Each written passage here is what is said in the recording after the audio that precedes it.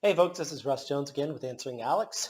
This episode will be talking about the fine-tuning argument, and in particular the objections that he raised in his discussion with Josh Parikh on the Unbelievable radio station. I've included a link to that discussion in the description below so that you can go check it out before you listen to my response. All right, so today I want to start off with something a little bit different. Rather than respond to the specific objections he makes to the fine-tuning argument, I want to start by pointing out something that I thought was rather telling, rather important at the beginning of this. Well, I guess it was a little bit further in, maybe a quarter or so in the interchange between um, Alex O'Connor and Josh.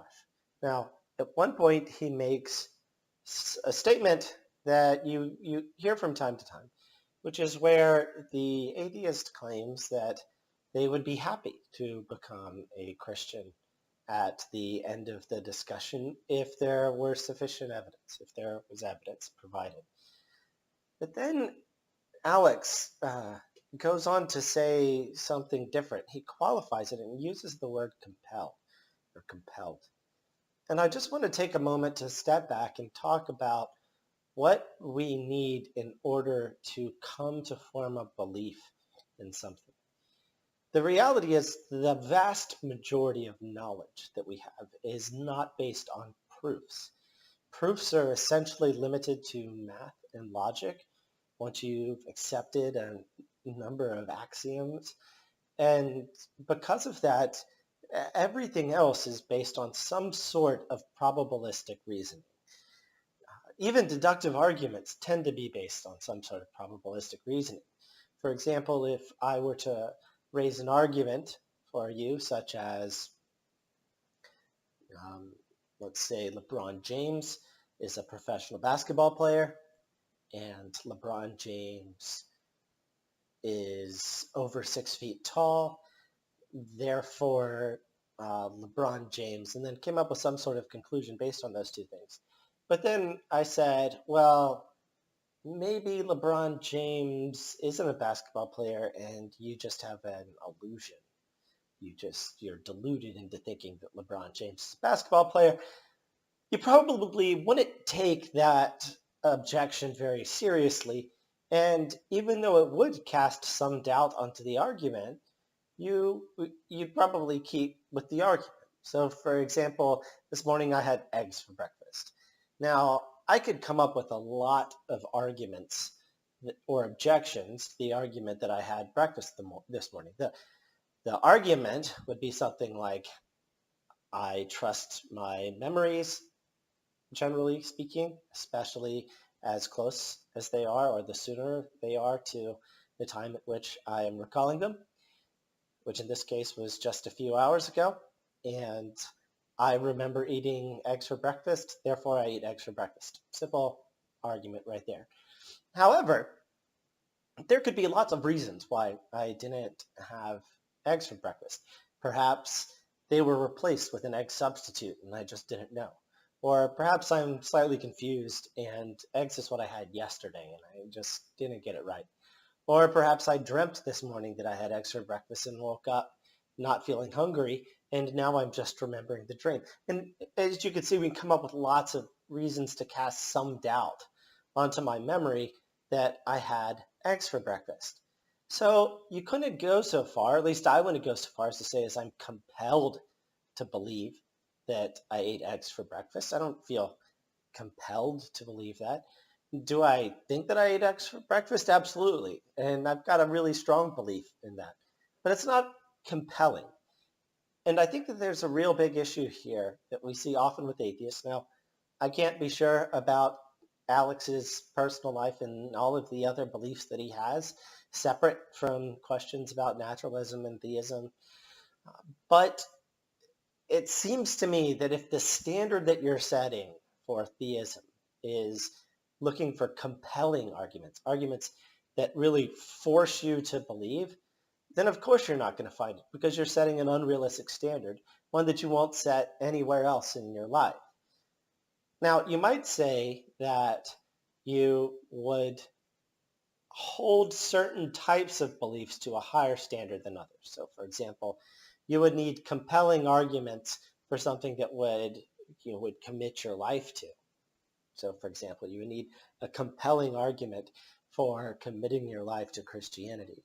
But for other everyday beliefs like what you ate for breakfast, it doesn't need to be compelling. It just needs to be more probable than not. Well, that's fair, except for the fact that these arguments, like the fine-tuning argument itself, doesn't necessarily point to the Christian creator. In fact, all of the three interlocutors in this discussion, Justin Farley, Josh Parikh, and Alex O'Connor, at the end of the discussion, admit this points to a deist God, or maybe a theist God if you want to say that morality is part of this fine-tuned universe, and therefore we can make some conclusions about the moral nature of the designer. But uh, it wouldn't require that you make these kinds of compelling arguments, because you're not compelled really to do anything except assent to believe when we're talking about a God of deism. So I just wanted to start with that. I just wanted to start with saying that you should really check yourself before looking at any of these arguments, or really any philosophical argument, and make sure that you're applying a clear and fair standard across the board. This is something that I should do and all theists should do, but also I believe that all atheists should do as well. I think you'll find more often than not that the standards that you've set for things that you find either difficult to believe or uncomfortable to believe tends to be unwarrantably high. All right, so let's jump into the actual objections that are raised here now by Alex. Early on, he raises the gambler's fallacy. Now, the gambler's fallacy goes something like this. A gambler is at the roulette wheel, and it rolls black 10 times in a row. And so he puts all his money on black because he thinks that the odds that it will turn up black again are incredibly low, because the previous 10 were black. So it should be 1 in 10 times 10 times 10 times 10, 10 times over. And of course, this is a fallacy because each event is independent from one another, meaning that the last roll has no impact on the following roll, such that the chances of it being black or red are still roughly 50-50. So what's bizarre about this is that, first, the gambler's fallacy doesn't apply specifically to the presentation with which Alex O'Connor is interacting. In particular, Alex later points out an error, rightly so, in the understanding of the fine-tuned constants and quantities, which is that the fact that the minimal viable area within which a certain fine-tuning constant might fall, let's say it has to be 1 to 10 to the 50th power, higher or lower, somewhere in between that, and anything else would cause the universe to implode or something of that sort, that you can't then say, oh, that means that the odds the universe would be this way are 1 in 10 to the 50th.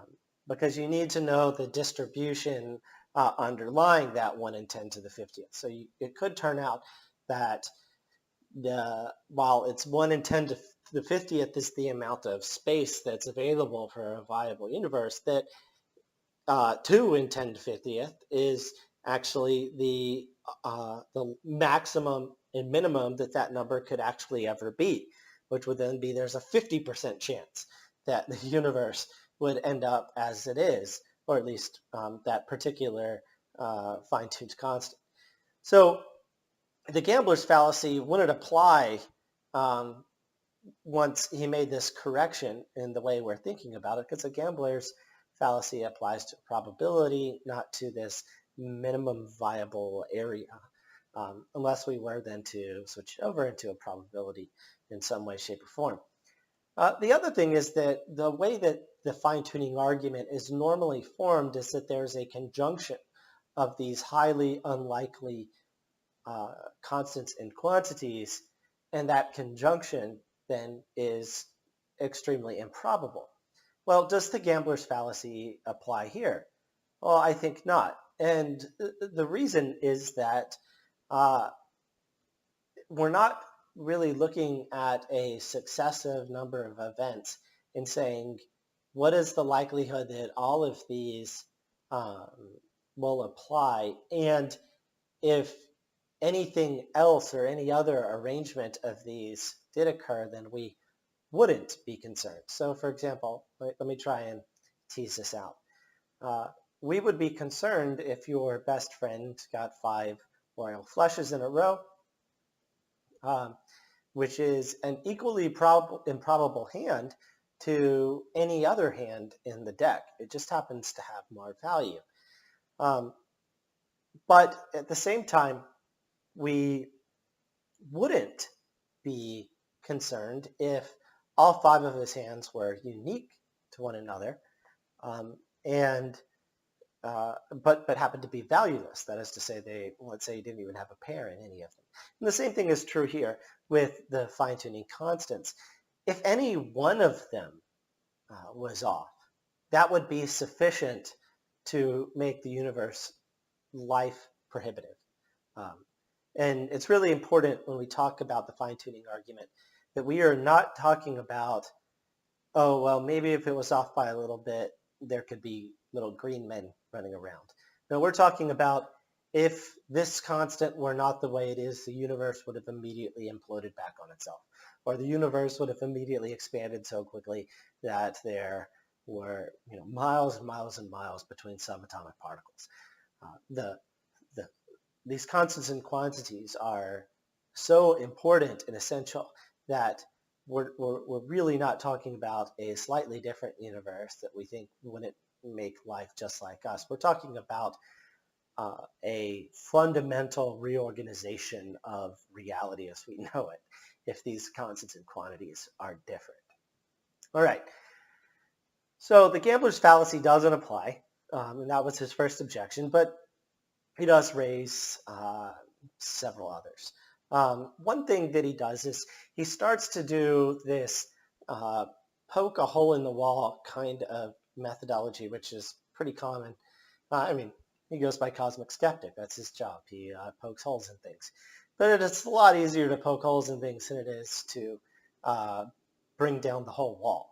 And so he lists off a number of objections really quickly, such that we don't know if there was an equal chance of, for example, the expansion rate of differing. Maybe there is some sort of natural law in place that makes it so that the expansion rate is going to stay within this area that we consider to be acceptable, and the expansion rate is, or the universe is expanding faster than it has before. He does make a little bit of an error here in how he's describing it, but I don't think it really matters. And he says, who knows, perhaps the universe has to expand. I don't know, but you don't know either. And this is really classic skepticism here, where you don't really propose an argument. You just try and say, well, since we can't be certain about a certain thing, then we shouldn't believe it at all. And the reality is that we do have the science in place now to say that there are different universes consistent with the laws that we have that could possibly exist, and we don't have any reason to believe at this point that it is necessary that these be this way. We just don't. And even if we did, then we would only push the question back one step further. Why is it that the meta-universe, this one step back, happens to be in such a way that it only creates universes with life like ours, or with sentient, moral life? So he really doesn't accomplish anything here. He just kind of starts poking holes. The next objection he raises is a common one. He says that the analogy that a royal flush being delivered 5 in a row doesn't really apply, because the royal flush is based on the cards, and that value is artificially chosen, versus any other arrangement of cards, which might be just as improbable. Now, the problem with this objection here is that it only works if we're willing to say that sentient life is not valuable. If you think that sentient moral life has no value, like you're a moral nihilist, for example, then the fine-tuning argument just really doesn't have any purchase with you, because there's nothing really to explain if we think that human existence or the existence of any kind of sentient life is worthless.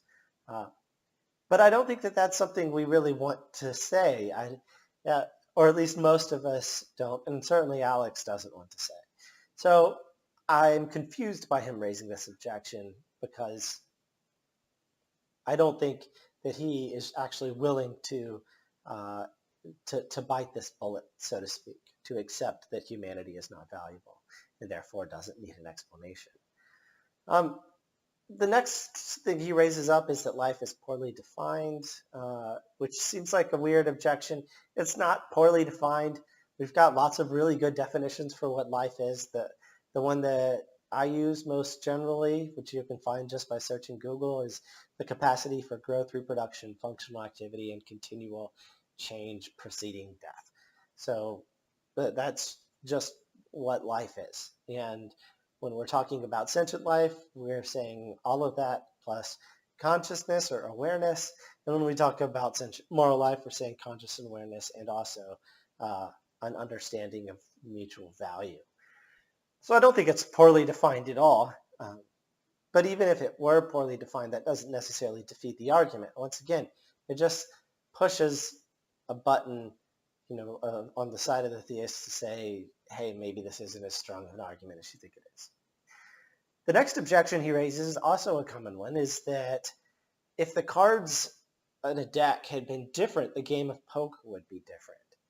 And thus, if the constants and quantities of the universe would be different, then life would be different, and we would still be observing it. He is quick to retract this, though, as Josh Creek points out, and I have already pointed out earlier, that to raise this objection is just to fundamentally misunderstand how important these constants and quantities are to the existence of life. These are not going to fluctuate a little bit and then just make it so that sentient life is a little bit smarter, a little bit stupider. It will fundamentally end the universe as we know. Things like chemistry can't even happen if these constants and quantities change. So raising this objection, raising this objection is kind of silly, and Alex knows better. Unfortunately, he did raise this objection in his original response, and then when he does this discussion about his response, when he does this debate with Josh Parikh, he retracts it. He doesn't make edits to his previous videos to explain why he was wrong, even though he willingly admits in certain places that he's come to learn that he was wrong. We'll just kind of leave that there. Anyway, there are some other objections he raises. Once again, he thinks that it could be a law, but neither of us know that's responsible for the constants and quantities. Once again, this only pushes back the problem. Why is there a law that necessitates an outcome that produces life? There's no reason to believe that on naturalism that there should be a law that produces life as we know it. He then raises what I call the wastefulness objection, which is that, why would there be this unnecessary expansion, huge universes, galaxies, billions of years before humans come, if the purpose of the universe were humans? And this is an error, once again, to understand the argument. And the argument is not that the whole purpose of the universe is me. The whole purpose of the universe are people on Earth. The argument is that a purpose of the universe, something that is of value in the universe, that needs to be explained, are these sentient moral creatures, and why it is so rare that they could possibly exist. So the objection doesn't apply at all, because it's an objection against a straw man, because that's not the argument that's being made here. He then brings up Sean Carroll and says that Sean Carroll points out that there's a difference here, that we should hypothesize God first and then see if the universe looks the way like we would think, not this other way around, which is what we're doing in the fine-tuning argument, where we see that we exist and then make the argument that God must exist based on this proposition. And I think this is just misleading both on Sean Carroll's part and on the part of Alex. The reality is that science just does not proceed that way. People don't just throw out hypotheses without some sort of observation in advance that makes them think that that hypothesis might be true.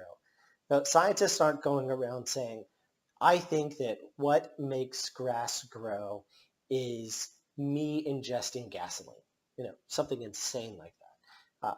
Instead, what they happen to notice is the grass greens up after it rains.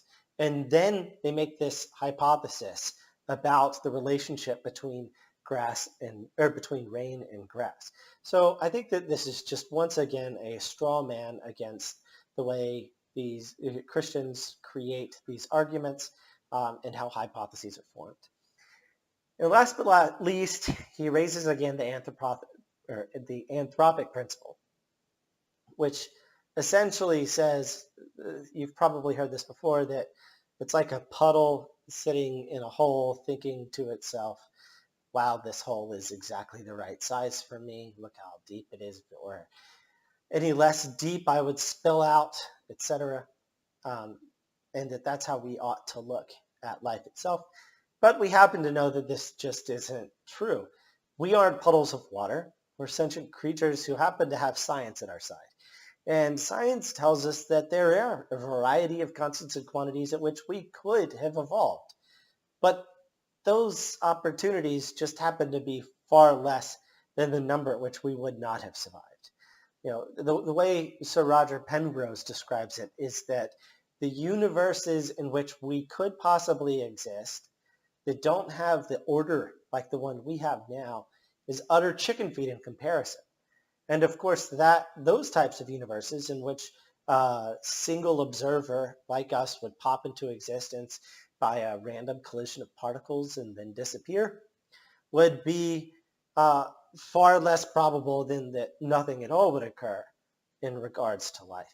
So we actually have these three tiers, where at the top tier is the kind of world we have, where there's life in the universe that's discoverable, and there's sentient creatures who have morality, and then there's this next level where there are universes where sentient creatures pop into and out of existence, obviously very rarely within that universe, but there are just so many more ways for that to happen than what we have.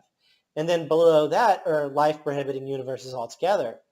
And that is insanely greater than the number of these observers that pop into and out of existence.